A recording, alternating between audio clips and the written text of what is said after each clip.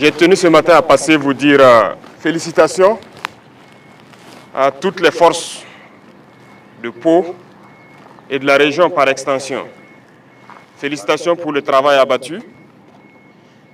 C'est l'une des régions les plus pacifiées et ça ne veut pas dire que c'est fini. Vous encouragez aussi à continuer le combat. C'est une zone très dense avec assez de forêts. Certes, vous avez pu faire reculer l'ennemi qui avait tenté de s'implanter ici. Et je souhaite que vous continuiez à patrouiller dans ces forêts, à vous assurer qu'il n'y a pas ces velléités de retour. Donc, je le dis, félicitations, mais mes encouragements pour la suite. J'espère que je me fais comprendre. Ce n'est pas parce que l'ennemi n'arrive plus à pénétrer que c'est fini. C'est une guérilla et ici nous sommes au Centre national d'entraînement commando. Un commando, il sait ce que ça veut dire les infiltrations. Donc l'ennemi est capable d'infiltrer. Il faut prendre cette donnée en compte et rester donc en permanence en veille. Après cela, je souhaite que chacun puisse méditer encore son engagement. Son engagement parce que nous avons une guerre qui nous a imposée. Et aujourd'hui, plus que jamais, je pense que toutes les forces qui combattent doivent comprendre pourquoi nous nous battons. Et je dis souvent aux chefs d'éléments de pouvoir expliquer aux hommes pourquoi on se bat. On ne se bat pas parce qu'on veut se battre. On se bat parce qu'on nous a agressés. On est venu nous imposer une guerre. Et pourquoi on nous a imposé cette guerre? Je pense que tout le monde doit le comprendre. Parce qu'on veut de nos terres sans nous. Et ça n'a pas commencé aujourd'hui. Ça a toujours été comme ça le cas pour l'Afrique. Souvenez-vous de l'esclavage, où on est venu déporter beaucoup d'Africains, les braves valides d'ailleurs, ceux qui étaient à l'âge de procréer, qu'on a déportés, beaucoup sont morts et vidé l'Afrique. Puis est venue ensuite l'époque de la colonisation, où ils se sont déportés chez nous, ils nous ont massacrés, ils ont massacré nos ancêtres, ils ont tué au maximum. L'Afrique a été colonisée par plusieurs fois. Et aujourd'hui, plus que jamais, c'est une nouvelle forme de colonisation. Et pourquoi l'Afrique souffre tant? Parce que nous avons des richesses qui intéressent les impérialistes. Et je pense que tout un chacun de vous doit le comprendre. Si vous êtes en mesure de vous mettre en première ligne, de vous battre jusqu'au sacrifice suprême, comme on le dit, c'est que vous comprenez le sens de votre engagement. Vous êtes venus pour défendre la nation, pour protéger cette terre que nous ont léguée nos ancêtres. Les dévanciers nous ont écrit l'hymne. Et je pense que quand vous écoutez l'hymne du Burkina, ça commence par contre. Parce qu'ils se sont opposés à plusieurs formes de colonisation. Le Burkinabé est contre l'humiliation. Nous sommes contre toute forme de domination. Le Burkinabé est contre le néocolonialisme. Et c'est tout ça que vous devez prendre en compte. Pour comprendre qu'ils ont écrit l'hymne pour s'opposer à un certain nombre de faits dans ce monde. Et ils ont défendu cette terre et ils nous ont légué la terre. Et nous, notre devoir, c'est de nous battre et défendre nos terres également pour les léguer à nos enfants. Aujourd'hui, nous nous battons, mais pas forcément pour nous, mais pour nos enfants. Qui ici n'aime pas son enfant pour ceux qui ont des enfants? Tout le monde aime son enfant. Si un danger devrait arriver à un enfant, le papa préfère prendre le danger pour épargner l'enfant. C'est pour dire que le père préfère mourir pour que son enfant survive. Donc nous battons aujourd'hui, c'est pour les générations à venir, pour les léguer de meilleures terres et qu'ils puissent vivre à l'aise. Donc il n'y a pas de réserve dans ce combat. nous nous opposerons à tout ce que ces dominateurs veulent nous imposer. Et vous devez continuer à vous battre pour ça. Écoutez bien notre hymne. Et ça doit vous donner plus de motivation. Engagez-vous, parce que je le dis souvent, le Burkina est très riche. Aujourd'hui, nous avons grandi en effectif dans les forces armées, dans les forces de sécurité intérieure. Et en termes d'équipement également, nous avons beaucoup fait d'efforts. Mais où est-ce que nous avons eu ces ressources? Comprenez qu'il y avait de la richesse mal gérée. Et il y en a encore plus. Parce que comme certains le pensent, ou bien peuvent l'imaginer, il n'y a pas cette banque où vous allez aller prendre un prêt dans ce monde-là pour payer de l'armement. Il n'y en a pas. On ne prête pas dans ce monde-là pour aller payer de l'armement. Si vous voulez vous armer, vous devez utiliser vos propres fonds. Mais dans un passé récent, on était projeté, on n'était pas armé comme ça. Très loin de là. Je pense qu'il y a beaucoup d'anciens ici qui ont vécu la même chose, qui peuvent conseiller aux plus jeunes qu'est-ce qu'on vivait hier seulement et qu'est-ce qu'on vit aujourd'hui. Et ça doit vous donner de la motivation à vous battre. Et ça, c'est très important. Battez-vous pour vos terres.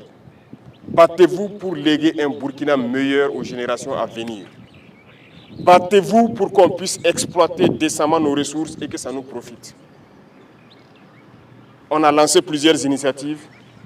Nos parents au village sont en tout cas plus ou moins contents de tout ce qu'on fait pour eux en matière d'agriculture, parce que notre population est en majorité agricole, pour tout ce qu'on est en train de faire en matière d'infrastructures routières pour pouvoir se déplacer et tout.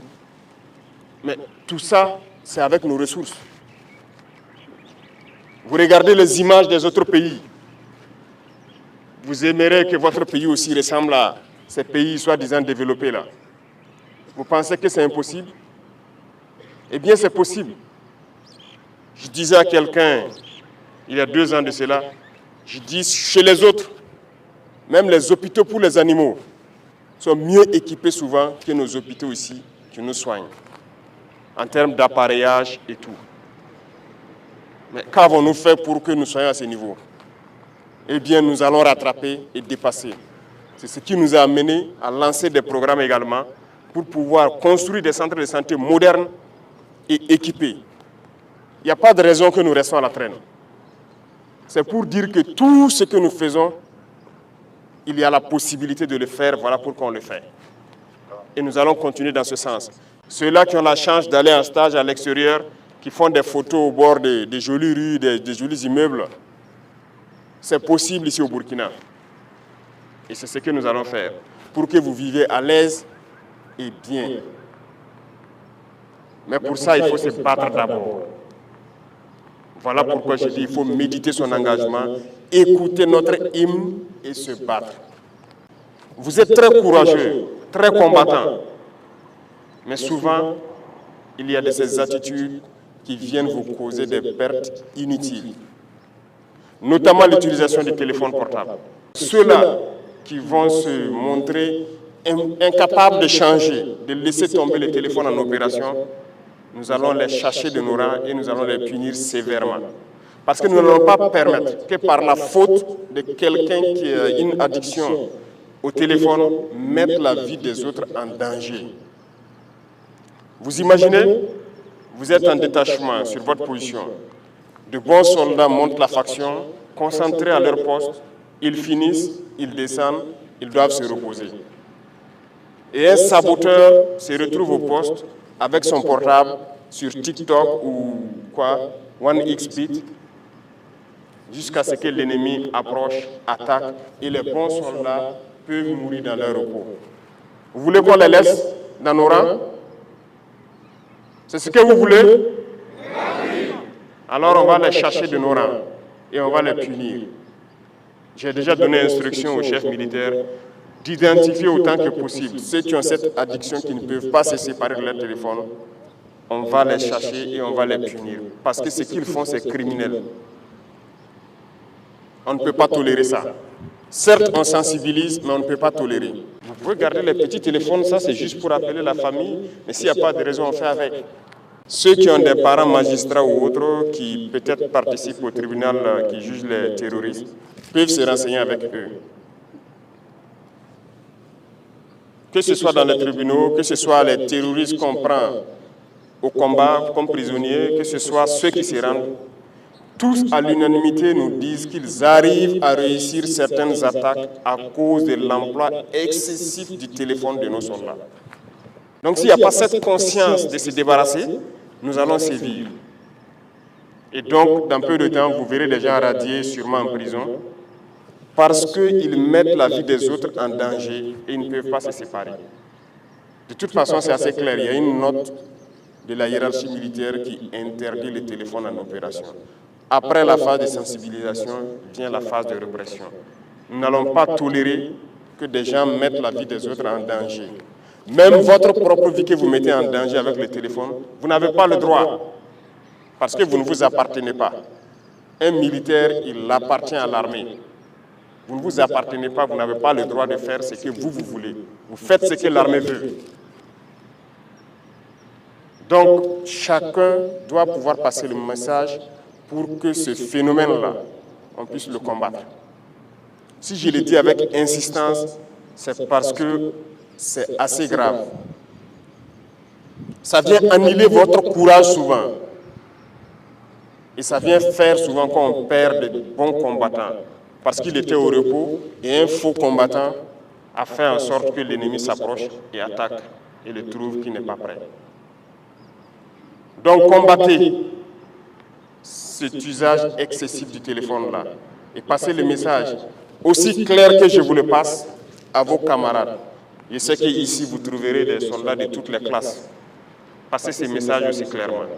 Et ceux-là aussi qui intoxiquent dans les rangs, parce qu'ils sont peut-être aussi intoxiqués par les apatrides qui sont sûrement à l'extérieur et qui continuent de combattre le Burkina sur les réseaux sociaux, à travers les médias et tout. Il faut faire très attention. Lorsque quelqu'un vous dit de ne pas vous battre, il veut vous soumettre. Vous voulez être esclave? Vous voulez être dominé? Donc, il faut se battre. Il n'y a pas une seule solution. Le Burkinabé ne négociera pas avec son ennemi. On va se battre et nous allons vaincre. C'est la seule chose qui puisse prévaloir. Il n'y aura pas une seule once de négociation avec qui que ce soit. Ce sont nos terres, nous allons nous battre. Ceux qui sont venus nous attaquer, ils mourront sur ces terres-là. Nous ne lâcherons rien, absolument rien. Même pas un seul centimètre carré. Donc, je vous souhaite de continuer à vous préparer, de rester toujours en état d'alerte, même si vous n'êtes pas en opération, il faut rester en état d'alerte. Parce qu'à tout moment, vous pouvez être en opération. Il faut se préparer au combat et ça ne doit pas durer cette guerre encore. Parce que nous mettrons tout en œuvre pour que le combat reprenne une certaine intensité et anéantir cet ennemi-là. Félicitations à toutes les forces qui se battent et souhaiter que vous continuez à faire corps avec la population civile. Parce que c'est très très important.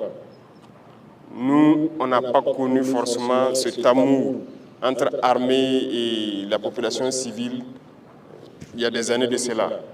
Ce n'était pas facile, c'était de petites bagarres à n'en pas finir dans les maquis au quartier. Mais aujourd'hui, l'armée et la population sont soudées. Et c'est le facteur essentiel du succès des opérations comme ça. Vous avez les informations, les renseignements comme il le faut. Vous êtes soutenu moralement, vous êtes soutenu psychologiquement. Donc il n'y a pas de raison d'avoir mal au moral. Il n'y a pas de raison de ne pas foncer, de ne pas continuer. Continuez à cultiver cet amour avec la population. Continuez à les aider. Continuez à participer, à les unir aussi.